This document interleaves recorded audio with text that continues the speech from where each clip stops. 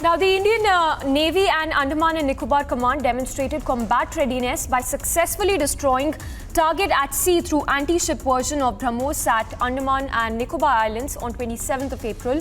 And the video, in fact, was released by the Andaman and Nicobar Command. The visuals on your screens of the anti-ship version of the BrahMos Supersonic cruise missile that was successfully test-fired jointly by the Indian Navy and the Andaman and Nicobar Command.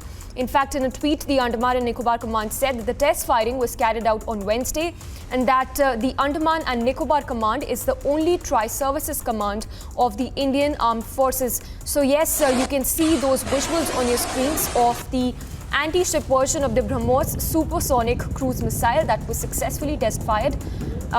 And the visuals on your screens as well, as it was jointly fired by the Indian Navy and the Andaman and Nicobar Command.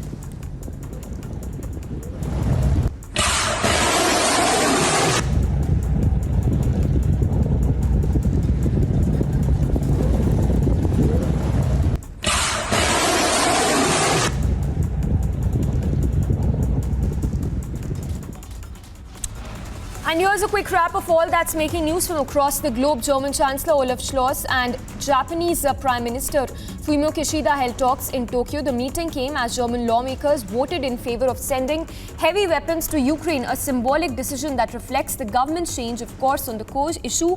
Germany had initially refused to send any offensive weapons to Ukraine and later backed at sending heavy equipment such as armored vehicles. The French government in its near entirety gathered at the Ellipse Palace for one of the last cabinet meetings of President Emmanuel Macron's first mandate. Macron, who won a second five-year term earlier this month, would appoint a caretaker government to handle day-to-day business up until the June parliamentary elections. If Macron wins, he will name a new government accordingly.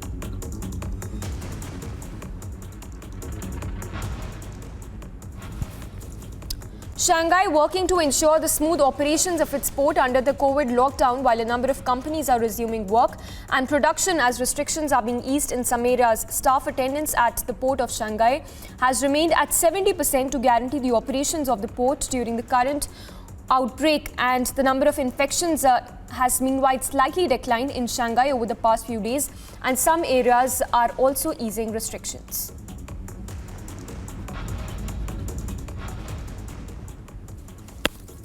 China described the Quad as a bloc of Indo-Pacific democracies created to counter China, calling it unpopular after Washington announced President Joe Biden's visit to the region next month. Chinese Foreign Ministry spokesperson commented on the trip and said that the E-countries cooperating should help promoting regional peace instead of engaging in exclusive cliques that undermine mutual trust and cooperation among regional countries.